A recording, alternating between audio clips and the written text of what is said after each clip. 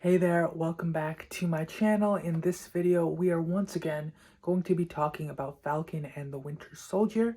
So I've really been enjoying this series, and this episode is probably my favorite so far. Episode 1 and 2, they've both been pretty good, and it wasn't on the level of, say, what I was thinking of with coming off of WandaVision overall. So I feel like I had a little bit more expectations for the second show for whatever reason, but I also realized looking back that it took a couple of episodes for WandaVision to hit like episode 3, which is where like that was my favorite episode when that came out as well. So I think that they're like the Marvel shows are doing a good job of having high quality episodes, and then like a couple episodes in it's like bang, that's like the hook line sinker moment right there. And for this one in particular, for episode 3, it was just like on a whole different level to me. So it's going to be hard to beat this episode, in my opinion. Without further ado, let's jump into a couple of different things that I wanted to talk about that happened here. So really briefly, I did want to mention what US Agent was up to at the beginning of the episode, as well as we did see him, I think, one other time during the episode. And the thing that he did at the beginning was he raided the place where I forget what they're called. They are the Flag Smashers, where they were like staying for the night. And he got like really pissed off and said like, do you know who I am? And stuff like that. So it kind of showed a bit of ego, as well as maybe some of the downfalls of this character is that like he has anger issues, right? And he's just not very likable at the moment. Like, he seems like a good person, it's just he's not Captain America. And he's definitely not like any of the other characters in the show. He's not Bucky, he's not Sam, and partially because we already have a relationship with those characters, but also because he just doesn't seem as like likable as a person in terms of like one-on-one. I think overall he's a decent human being. He just has very clear faults that make us as the viewer see him as like, why are you Captain America? And so that was perpetuated even more with this episode in particular. I think this was one of the real moments where we're like, okay, this guy really has a flaw that is going to be his downfall. The other thing I will say with that is I'm glad that he was still in the episode, even though the focus wasn't really on him. He was brought back later on for like a brief moment after the prison, like back in the prison and stuff like that. So I like that even though he's not the focal point of the show, he's still like prevalent, and it's not like he just disappears when he's not in the presence of Bucky and Falcon. It feels a lot more like a world building component as opposed to just following a couple of characters, like with the two main characters that we have, which are Bucky and Sam. The other thing, talking about the prison, that I must say is the moment that Zemo and Bucky came into contact, and I really liked this moment. We saw Zemo look at Bucky and just start saying the words that he used back in Civil War. And it was a very, very nice callback, a cool moment, as well as a way to see what their relationship, their view of one another kind of is just in that scene. And also the way that Zemo just comes out of the shadows. It looked really, really cool. And I also really enjoyed that Zemo's purpose in this episode and his ideology was expressed in such a way that, look, his main goal is that people with abilities are a problem, creating super soldiers. This just creates chaos and problems within the world. And he talks more about that on the plane later on, with the whole idea of Captain America has caused so many problems, despite the fact that, like, he is a good like I don't remember if he acknowledged like Captain America's qualities, but what he did say, the issue is that when you put someone up on a pedestal like that, you overlook all of their flaws. And I thought that was very, very interesting. And it's a very accurate portrayal. I mean, people could say the same thing for just about any of the superheroes in this world. Also with Zemo, I just want to jump forward a little bit into the episode and we'll go back, is the whole scene with Zemo putting on his mask for the first time. I didn't actually think he would wear it until maybe the very end if he like double-crossed everyone, but he did put it on, And what I really, really liked about this moment was it was right after he killed the guy who recreated the super soldier serum. And that was just furthering, like, this is his ideology, this is what he believes. And then on top of that, he saves everyone else, and he looks really, really cool doing it. I love the coat that he's wearing. The one thing I'm not super sure about, like, how the actual mask looks, just because it looks like a very basic ski mask. I think it needs to be a little bit more shaped to his face, be maybe like have white eyelids or something like that, that, you know, make it look more like a face as opposed to just a mask, like a ski mask over someone's face. That's the only thing I'll say, like something more akin to really any of the only other face mask I could think of at the moment is something like Spider-Man's mask, but there's a way to, I don't know, see facial features. There's a way to almost animate the look of that face. So it may be something a little bit closer, even closer to what the comics look like. I believe he has like white eyelids in his mask or something like that. Maybe even adding that crown. It would be really, really cool to see that. It's been a long time since I've read anything or seen anything, maybe in like the animated shows with Baron Zemo, but it would be cool to see some of those other elements added to the face mask. I actually jumped ahead from what I was supposed to talk about next, which was the Zemo escape from prison scene. I loved how this was done. It was really, really well crafted because it was just differently done. It was very subtle in terms of how the Winter Soldier helped Bucky get out, or not Bucky, how the Winter Soldier helped Zemo get out, and then also the way that they went about explaining it was that Sam was like hearing the story from Bucky of how this might happen, and Sam's like, that's very, very vivid. That's very odd how vivid that is. And then Baron Zemo just appears in a place that apparently he owns. That was very, very cool. And then also like the whole subsequent scenes where you find out a little bit more about Zemo being in Hydra, which I think that we already knew that. It's just been a long time.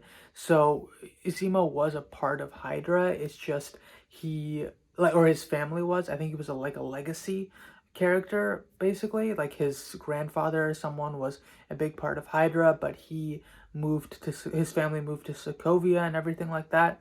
So, and I think that at the start of his arc, like he wasn't a member of Hydra, really. He was just like one of those names that people knew from Hydra because of the rich history there, at least for the MCU. And I thought that was interesting to show, like, oh, I'm actually really, really rich. I have all these connections, things like that. I thought that was very cool to see. That being said, where does he take us? We end up going to Madripoor. I was not ever expecting to see Madripoor in the MCU. Like, never. This is like the last thing I feel like I would ever think to see in terms of like actual locations on the planet. And this is because Madripoor is a lawless, I think it's a nation basically, but it's like an area in the world where there are no laws, no other countries, no sovereign, like no nations have any power there. So like a lot of the big name criminals will go there and have different escapades and stuff like that there and have a lot of dealings there because there's no real authority. It's like a very lawless land. I do believe like Wolverine would go there from time to time, but that's all I really know about the place apart from its reputation.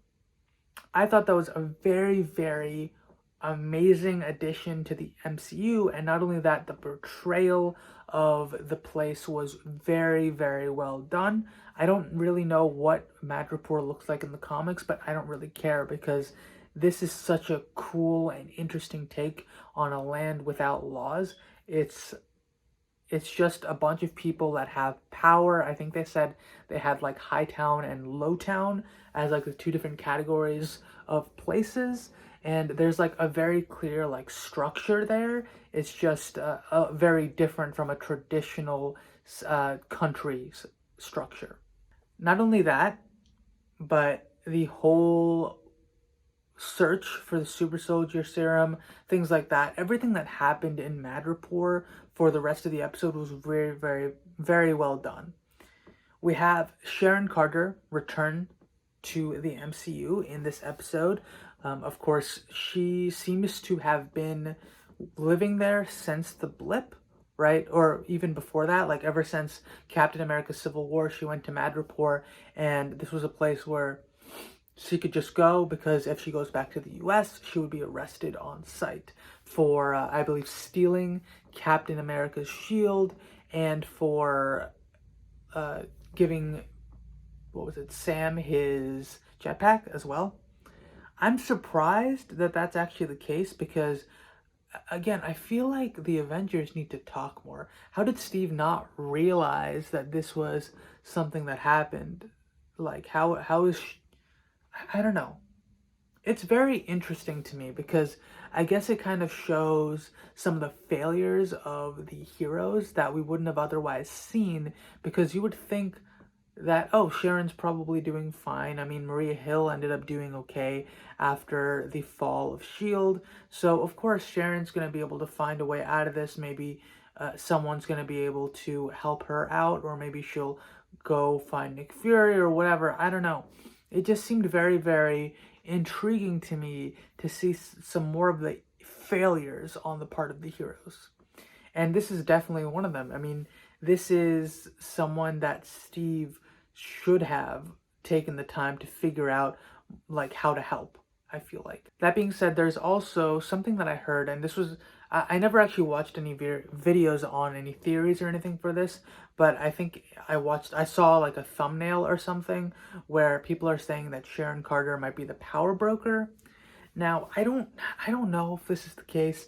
I think it would be interesting if they do that, just because Sharon is a character that we already know, but I think if that is true, we need a little bit more. We need more to like to bridge the gaps. Kind of how we saw how Monica ended up going back to S.W.O.R.D, what her whole experience after coming back from the blip was, maybe seeing how Sharon Carter became, like, from going on the run to entering Madripoor to becoming the power broker. If that's the case, I mean, maybe, I don't know.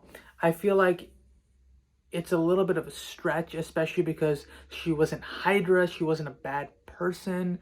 I mean, it just doesn't make sense to me for her to be the power broker. I do think maybe she is working for someone in Madripoor that is more nefarious, either due to, like, necessity or for whatever else, like from some other reason as well. She just ended up having to become more like an outlaw, more like an anti-hero type of character.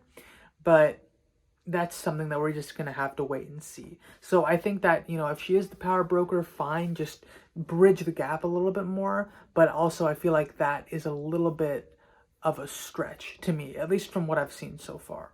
The last thing I want to mention is the whole super soldier serum story of the of Falcon and the Winter Soldier so far, and that is that we're bringing back Isaiah's whole statement about being tested for 30 years, being put in prison, and it's actually having a much larger implication to the story. So Isaiah's blood was actually used to develop the super soldier serum that is being used now by these soldiers. And that's so unfortunate, man.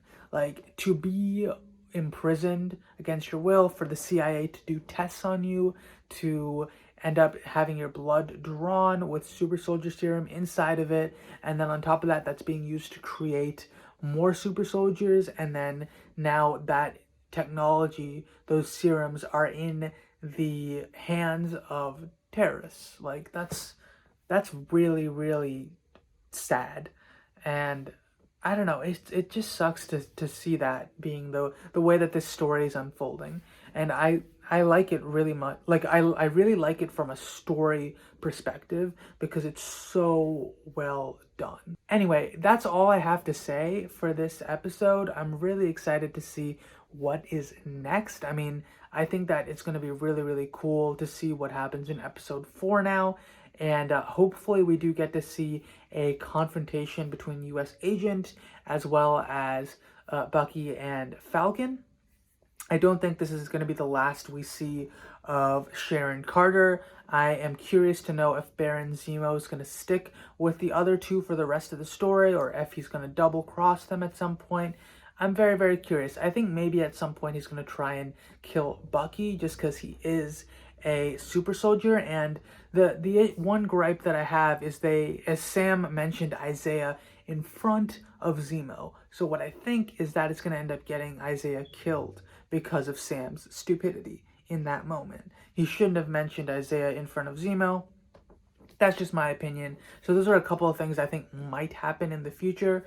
And yeah, do you agree with any of that? Do you not agree? Do you think anything else is going to happen for the rest of the series? Please no spoilers for episode 4, because by the time this comes out, episode 4 will have been released. And yeah, that's all I really have to say for this video. I hope you enjoyed. If you did, please let me know in the comments below. If you have anything else that you would like me to react to, also let me know. Like the video if you enjoyed, and subscribe for more videos from me as well. Have a wonderful day, and I'll see you next time. Bye.